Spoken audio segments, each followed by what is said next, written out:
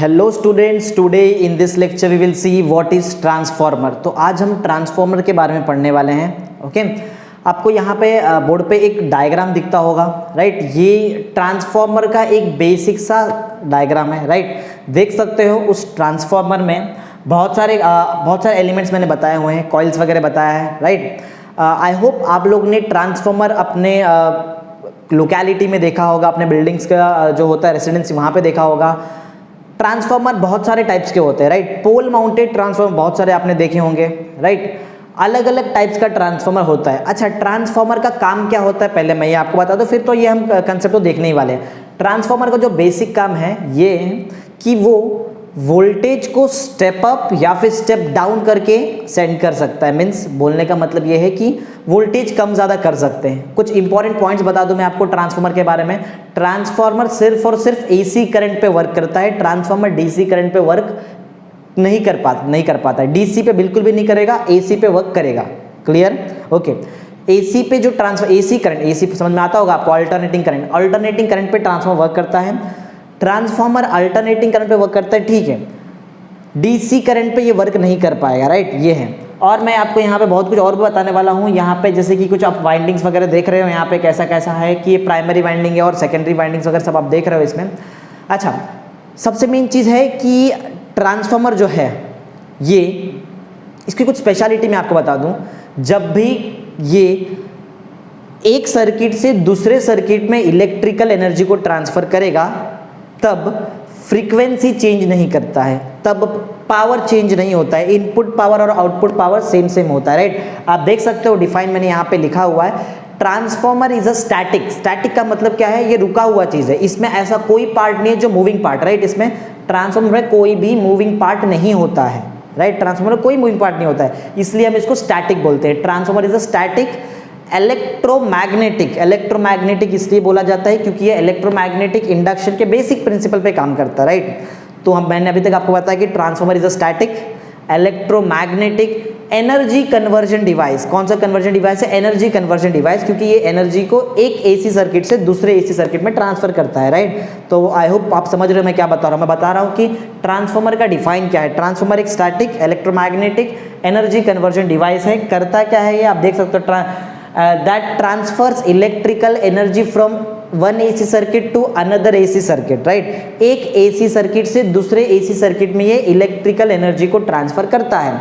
अच्छा, कैसे करता है, कौन से मीडियम के थ्रू करता है? ये मैग्नेटिक फील्ड वाला मीडियम यूज करता है एनर्जी ट्रांसफर करने के लिए, राइट। तो यहाँ पे आप देख सकते हो, वहाँ पे लिखा हुआ भी है कि transfers electrical energy from one AC circuit to another AC circuit through a medium of magnetic field. और जो मैंने आपको सबसे मेन चीज़ बताया वो है कि बिना पावर चेंज किए, बिना इनपुट आउटपुट पावर, मतलब दोनों सेम होगा। इनपुट जो पावर होगा वही आउटपुट पावर, जो इनपुट करंट का फ्रीक्वेंसी होगा वही आउटपुट करंट का फ्रीक्वेंसी आपको मिलने वाला, राइट। तो पॉइंट ऐसा है। आई थिंक आप समझ रहे हो मैं क्या बता रहा हूँ। मैं बता रहा हूँ ट्रांसफार्मर का डिफाइन मैंने बताया, static electromagnetic energy conversion device which transfers electrical energy from one AC circuit to another AC circuit through a medium of magnetic field without change in frequency and without change in power. Clear? तो I hope अभी तक आपको define एकदम clear है। नीचे लिखा हुआ है कि कौन से प्रिंसिपल पे काम करता है वो बता दूं आपको, राइट। कि ये जो ट्रांसफार्मर है ये कौन से प्रिंसिपल पे काम करता है। ट्रांसफार्मर वर्क करता है म्यूचुअल इंडक्शन के प्रिंसिपल पे। म्यूचुअल इंडक्शन इलेक्ट्रोमैग्नेटिक इंडक्शन का एक पार्ट ही हुआ है, राइट। बात समझ में आ रही है? तो transformer basically works on the principle of mutual induction. Mutual induction के प्रिंसिपल पे ट्रांसफार्मर वर्क करता है, राइट। तो अभी तक मैंने आपको डिफाइन बताया है और मैंने आपको प्रिंसिपल बताया। मैंने डिफाइन में आपको बहुत सारी मेन चीज बताई कि ये स्टैटिक डिवाइस है, ये एक इलेक्ट्रोमैग्नेटिक डिवाइस है जो एनर्जी को ट्रांसफर करता है एक AC सर्किट से दूसरे AC सर्किट में without change in power and without change in frequency through a medium of magnetic field. Clear? फिर मैंने आपको प्रिंसिपल बताया कि कौन से प्रिंसिपल पे ये ट्रांसफार्मर काम करता है। Transformer works on the principle of mutual induction, right. Mutual induction के प्रिंसिपल पे काम करता है। कंस्ट्रक्शन आप देख सकते हो, कंस्ट्रक्शन बोर्ड पे लिखा हुआ है। क्या क्या होता है ट्रांसफार्मर में वो बता दूं आपको मैं। ट्रांसफार्मर में दो टाइप्स की वाइंडिंग होती है, राइट। एक को बोला जाता है प्राइमरी वाइंडिंग और एक को बोला जाता है सेकेंडरी वाइंडिंग। आप देख सकते हो डायग्राम में दिख रहा होगा, क्लियर आपको? क्लियर? ओके। तो दो टाइप्स की वाइंडिंग होती है, प्राइमरी वाइंडिंग और सेकेंडरी वाइंडिंग। प्राइमरी वाइंडिंग में जो भी नंबर ऑफ टर्न्स होते हैं उसको हम NP लेंगे। NP इसलिए क्योंकि वो प्राइमरी वाइंडिंग के टर्न है, इसके लिए हम उसको बोलेंगे NP, number of turns in primary winding, right. वैसे ही सेकेंडरी जो वाइंडिंग होगा, सेकेंडरी वाइंडिंग में भी नंबर ऑफ टर्न्स होते हैं कॉइल के, उसको हम एज्यूम करेंगे NS। NS क्यों बोल रहे हैं? S इसलिए बोला जा रहा है because it is a secondary winding. Clear? तो अभी तक मैंने आपको बताया कि कंस्ट्रक्शन का फर्स्ट पॉइंट मैंने आपको बता दिया है कि ट्रांसफार्मर में दो टाइप्स के वाइंडिंग होते हैं। प्राइमरी वाइंडिंग, जिसको आप कॉइल भी बोल सकते हो, कोई प्रॉब्लम नहीं, राइट। कॉइल प्राइमरी कॉइल होता है, सेकेंडरी कॉइल होता है। प्राइमरी कॉइल में जो नंबर ऑफ टर्न्स होता है वो NP होता है, सेकेंडरी कॉइल में जो नंबर ऑफ टर्न्स होता है वो NS होता है। प्राइमरी कॉइल से जो करंट फ्लो होता है उसको हम बोलेंगे I1, या फिर आप उसको IP बोलोगे ज़्यादा बेटर रहेगा क्योंकि वो प्राइमरी वाइंडिंग का करंट है, इसलिए हम उसको IP बोल लेते हैं, राइट। सिमिलरली जो सेकेंडरी वाइंडिंग होगा उसमें से जो करंट फ्लो होता है उसको हम IS बोलेंगे। IS इसलिए क्योंकि वो सेकेंडरी वाइंडिंग का करंट है। तो अभी तक मैंने आपको कुछ पैरामीटर्स बता दिया है, प्राइमरी कॉइल, सेकेंडरी कॉइल, जिसको हम प्राइमरी वाइंडिंग और सेकेंडरी वाइंडिंग भी बोल सकते हैं। प्राइमरी वाइंडिंग में जो नंबर ऑफ टर्न है उसको हम NP बोलेंगे और सेकेंडरी वाइंडिंग में जो नंबर ऑफ टर्न्स है उसको हम बोलेंगे NS। प्राइमरी वाइंडिंग का करंट को हम बोलेंगे IP और सेकेंडरी वाइंडिंग की करंट को हम बोलेंगे IS। क्लियर? समझ में आ रही है बात मैं क्या क्या बता रहा हूँ आपको? ओके, तो फर्स्ट पॉइंट मैंने बता दिया। यहाँ पे आप देख सकते हैं फर्स्ट पॉइंट लिखा हुआ है कि दो वाइंडिंग्स होती हैं, प्राइमरी और सेकेंडरी वाइंडिंग, जिसको आप कॉइल भी बोल सकते हो, और टर्न्स जो होंगे वो NP होंगे और NS, और जो करंट फ्लो हो रहा है वो है IP और IS, राइट। बात समझ में आ रही है? अच्छा, अब नेक्स्ट पॉइंट ये है, वहाँ डायग्राम में दिया हुआ है आपको, सर्किट डायग्राम पे दिख रहा होगा, राइट। कुछ देखो जो डायग्राम्स आपको दिख रहा है, ये जो आप बाजू में डायग्राम देख लो, जो मैं बोल रहा हूँ वही वहाँ पे चीज़ लिखी हुई है, राइट। अच्छा, प्राइमरी वाइंडिंग जो है, प्राइमरी वाइंडिंग जो प्राइमरी वाइंडिंग्स है उस पर जो EMF है वो EMF है EP। P क्यों? क्योंकि वो प्राइमरी वाइंडिंग का EMF है, राइट। वैसे ही अगर एक बार प्राइमरी वाइंडिंग का जो EMF है वो EP है तो उसकी वजह से, म्यूचुअल इंडक्शन की वजह से सेकेंडरी वाइंडिंग में भी क्या हो जाता है, सेकेंडरी वाइंडिंग में भी EMF आ जाता है, EMF इंड्यूस हो जाता है। सेकेंडरी वाइंडिंग का जो EMF है उसको हम बोलेंगे ES, जो मैं बोल रहा हूँ ना ऊपर लिखा हुआ भी है, राइट। तो मैं सेकेंड पॉइंट आपको समझा रहा हूँ कंस्ट्रक्शन का कि जो प्राइमरी वाइंडिंग है उसको हमने हेल्ड करके रखा है एक EMF EP पे, और एक म्यूचुअल इंडक्शन के वजह से सेकेंडरी वाइंडिंग में भी EMF इंड्यूस होता है, जिसको हम बोलते हैं ES, means EMF induced in secondary winding due to mutual induction. Clear? Okay, चलो ये मैंने आपको बता दिया है, EP और ES का कंसेप्ट बता दिया है, ओके। अच्छा, अब नेक्स्ट आते हैं। नेक्स्ट पॉइंट ऐसा है कि ये जो दोनों वाइंडिंग्स आपको दिख रही है, जो दोनों वाइंडिंग्स दिख रही है, ये दोनों वाइंडिंग्स जो है, इन दोनों वाइंडिंग्स को हमने एक इंसुलेटेड आयरन कोर पे रखा हुआ है, मींस इंसुलेटेड आयरन कोर पे वाउंड करके रखा हुआ है। आप देख सकते हो ना, इसको इंसुलेटेड आयरन कोर पे हम इसको वाउंड करके रखा है, ठीक है। काम क्या है इस इंसुलेटेड आयरन कोर का? ये एक पाथ प्रोवाइड करता है, पाथ समझ में आता है, एक रास्ता प्रोवाइड करता है। पाथ किस लिए पाथ प्रोवाइड करता है? किस चीज़ को वहाँ से ट्रैवल करना है, वहाँ से फ्लक्स को ट्रैवल करना है। आप ऐसा बोल सकते हो कि ये मेन पाथ है। मेन पाथ मीन्स, वैसे तो देखा जाए तो यहाँ से जो मैग्नेटिक फील्ड बनेगी वो तो ऐसी होगी, राइट। तो ये एक मेन पाथ है उसका, मेन, राइट, मेन, ओके। सो ऐसा बोल सकते हो this primary winding and this secondary winding is held, या फिर आप बोल सकते हो is wound on a insulated iron core. Insulated का मतलब क्या है? जो आयरन का कोर है उसको हमने इंसुलेशन किया है प्रॉपरली, राइट, जिसकी वजह से लॉसेस कम होते हैं, एडी करंट लॉसेस और हिस्टैरिसीस जो भी लॉसेस होते हैं वो बहुत कम हो जाते हैं, राइट। तो यही है लॉजिक इंसुलेटेड आयरन कोर का। तो अभी तक आई होप समझ में आ चुका है। प्राइमरी वाइंडिंग, राइट, EMF है EP, करंट है IP, नंबर ऑफ टर्न्स है NP, राइट। आगे बढ़ते हैं। सेकेंडरी वाइंडिंग, EMF है ES, करंट है IS, नंबर ऑफ टर्न्स है NS। देख सकते हो जब मैं बोल रहा सब लिखा हो, EMF, current, number of turns, right, okay. Insulated iron core के बारे में तो बता ही दिया मैंने कि ये मेन पाथ प्रोवाइड करता है फॉर मैग्नेटिक फ्लक्स। जो मैं बोल रहा हूँ वही पॉइंट आपका थर्ड देखो।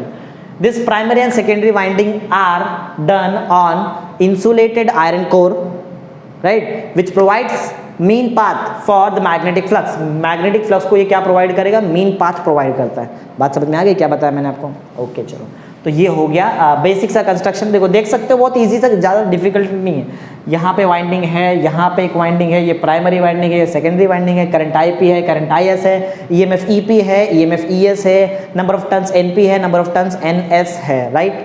ये फ्लक्स को मूव करने के लिए हमने एक पाथ प्रोवाइड किया है जो दे रहा है हमको इंसुलेटेड आयरन कोर, ठीक है। तो आई थिंक डिफाइन प्रिंसिपल और कंस्ट्रक्शन एकदम क्लियर है।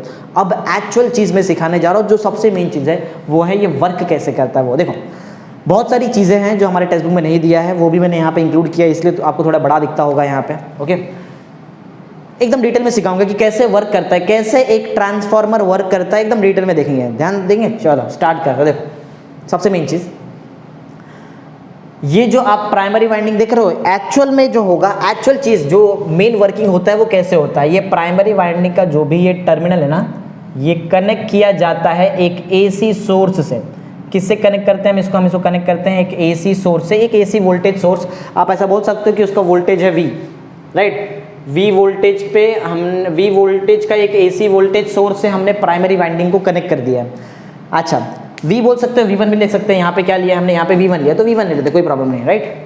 तो V1 AC वोल्टेज मीन्स आप ऐसा सोचो, एक हमारे पास AC सोर्स है, उसका वोल्टेज V1 है, उससे हमने प्राइमरी वाइंडिंग को कनेक्ट कर दिया है, जिसकी वजह से अब जो करंट फ्लो होगा, वो जो करंट होगा that will B I0 means I0 भी आप बोल सकते हो, I0 भी बोल सकते हो। इतना करंट फ्लो होता है स्टार्टिंग में, राइट। बात समझ में आ रही है। देखो मैं वर्किंग बहुत डीप में बताने वाला हूँ, ध्यान से सुनना। ये चीज़ हमारे टेक्स्ट बुक में बिल्कुल भी अवेलेबल नहीं है, वहाँ पर ध्यान दो, एकदम बहुत इंपॉर्टेंट चीज़ है।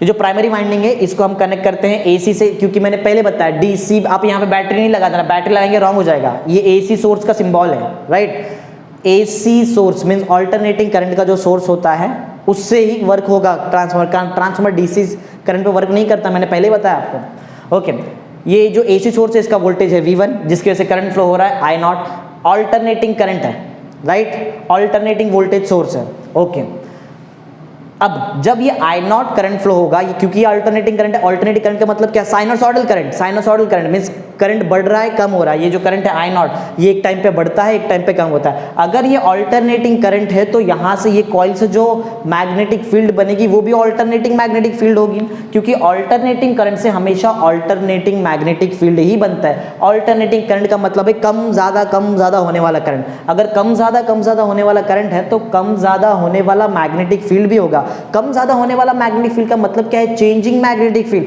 अगर इस कॉइल से मैग्नेटिक फील्ड चेंज हो रहा है तो दो इंपॉर्टेंट कांसेप्ट्स होते हैं, राइट। एक तो है कि चेंजिंग मैग्नेटिक फील्ड इस कॉइल से लिंक होगा, एक और चीज है वो जो चेंजिंग मैग्नेटिक फील्ड है वो खुद के कॉइल से भी लिंक हो सकता है। जब चेंजिंग मैग्नेटिक फील्ड खुद के कॉइल से लिंक होगा तो उसको हम बोलेंगे सेल्फ इंडक्टेंस, जो मैंने ऑलरेडी सिखा दिया है। जब वो चेंजिंग मैग्नेटिक फील्ड इस कॉइल से लिंक होगा तो उसको हम बोलेंगे mutual inductance, right. Mutual induction भी आप बोल सकते हो, इसलिए मैंने बोला है कि ये म्यूचुअल इंडक्शन के प्रिंसिपल पे काम करता है। बात समझ में आई। ये ईपी वोल्टेज नहीं है जो हम प्रोवाइड कर रहे हैं, बात को समझो। ये ईपी इंड्यूस्ड ईएमएफ है।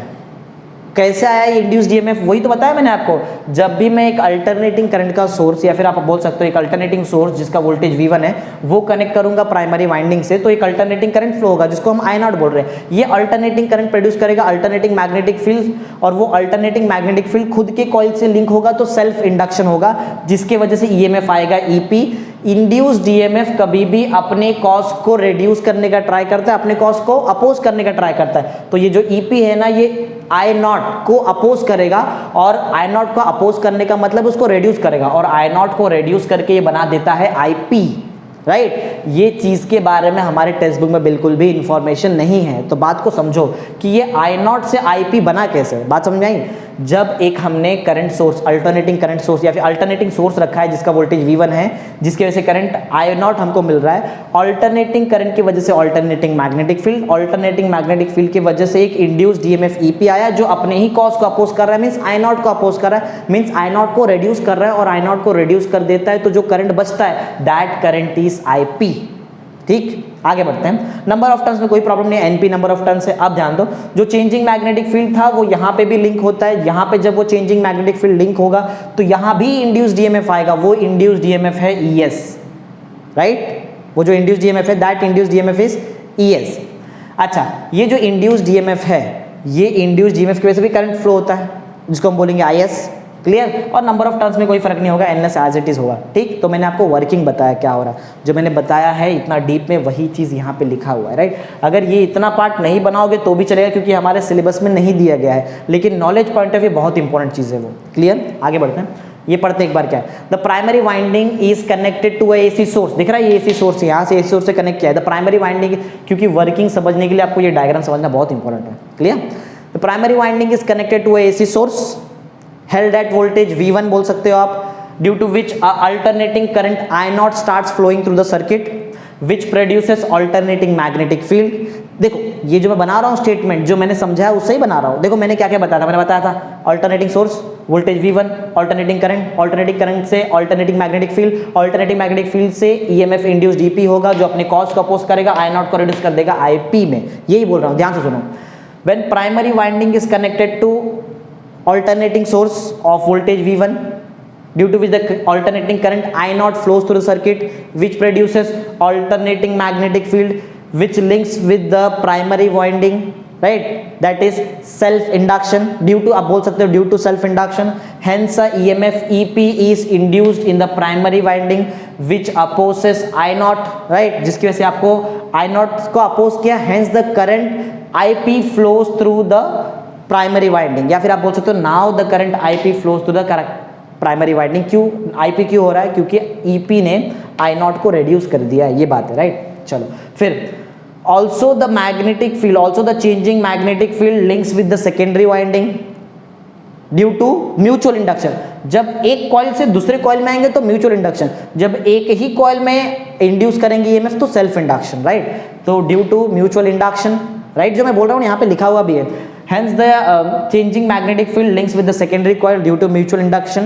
It induces a EMF ES. It induces a EMF ES due to which the current IS starts flowing through the secondary winding. देखो secondary winding clear, right? तो मैंने जो बोला है वही यहाँ पे लिखा हुआ है चीज़ें clear, difficult नहीं है अगर आपको concept समझा है तो, right?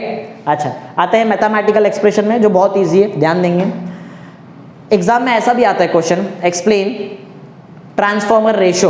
तो आप बोलेंगे सर ये क्या, ये तो हमको सिखाया नहीं कभी, ट्रांसफॉर्मर रेशो क्या है? बिल्कुल सिखाया है। ट्रांसफॉर्मर का जो डेरिवेशन करूंगा मैं लास्ट में उसको बोलते हैं ट्रांसफॉर्मर रेशो, याद रखना पॉइंट। चलो स्टार्ट करते हैं। तो मैं सबसे पहले निकालता हूं कि प्राइमरी वाइंडिंग और सेकेंडरी वाइंडिंग में कितना EMF इंड्यूस्ड हुआ है। बात समझो, यहाँ पे जो EMF इंड्यूस्ड हुआ है that is because of self induction, and in secondary winding the EMF is induced due to mutual induction, right. और हमको करंट को यहाँ से यहाँ फ्लो कराना था, राइट। तो म्यूचुअल इंडक्शन मेन है, इसलिए म्यूचुअल इंडक्शन के प्रिंसिपल पे काम करता है, सेल्फ इंडक्शन पे नहीं करता। ठीक, आगे बढ़ते हैं। तो मैथमेटिकल एक्सप्रेशन में मैं सबसे पहले यहाँ पे निकालने जा रहा हूँ EMF induced in primary and secondary winding, right. हम प्राइमरी और सेकेंडरी वाइंडिंग में जो EMF इंड्यूस्ड है वो निकालते हैं। EMF induced in primary and secondary winding, यही कर सकते थे नीचे, ठीक है। इसको हम थोड़ा सा यहाँ ले लेते हैं क्योंकि हमको यहाँ पे दो मेन डेरिवेशन करना है, primary and secondary winding, right. Primary और सेकेंडरी वाइंडिंग में जो EMF इंड्यूस होगा वो देखते हैं, राइट। बहुत सिंपल सा है। EMF induced in primary winding is equal to -d/dt of flux through primary winding, right. EMF induced in secondary winding is equal to -d/dt of flux through secondary winding. Simple सा concept है। Flux, total flux through primary winding is equal to number of turns of primary winding into flux through 1 turn. एक turn से जो flux होगा उसको total number of turn से multiply कर दो, आपको टोटल फ्लक्स मिल जाएगा। सेम लॉजिक में यहाँ भी यूज करता हूँ। Since flux through secondary winding is equal to number of turns of secondary winding into flux through 1 turn, right. ये वैल्यू हम यहाँ पुट करते हैं, we will get EP is equal to -d/dt of 5p के जगह हम लिख सकते हैं NP इंटू 5, राइट। सेम यहाँ भी अगर मैं करूँ तो यहाँ पे हम ES को लिख सकते हैं -d/dt of NS into 5, clear है। NP बाहर लिया जा सकता है, NS बाहर लिया जा सकता है।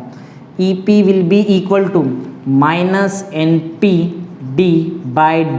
ऑफ 5, क्लियर है, बात समझ आ रही। क्योंकि NP कांस्टेंट है, number of turns in primary winding is constant, वो चेंज नहीं हो रहा है, करंट चेंज हो रहा है, राइट।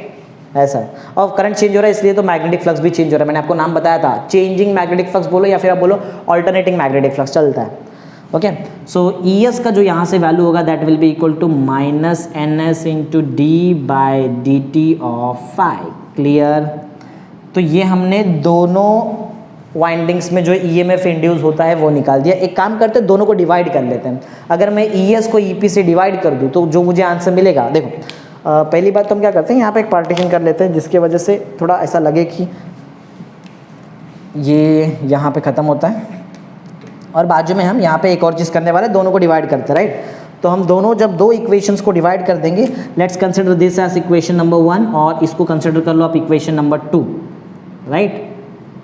चलो डिवाइड करते हैं, dividing equation number 1 and 2। So the value of, मैं निकाल रहा हूँ, ध्यान देना, E S upon E P में निकाल रहा हूँ। I am finding the value of E S to E P. E S का वैल्यू जो है that is minus of N S D by D T of five, right है। आगे बढ़ते हैं। अगर मैं ई पी का वैल्यू पूछूँ तो ई पी का वैल्यू यहाँ पे आएगा minus N P D by D T of five. देख रहे हैं बहुत सारा पैरामीटर कैंसिल हो रहा है, ऑलमोस्ट सब हो जा रहा है, सिर्फ एन एस और एन पी बचेगा, that's it, right. So this E S upon E P is N S upon N P. दिखा है, ये E S upon E P का आंसर मैंने निकाला है N S upon N P.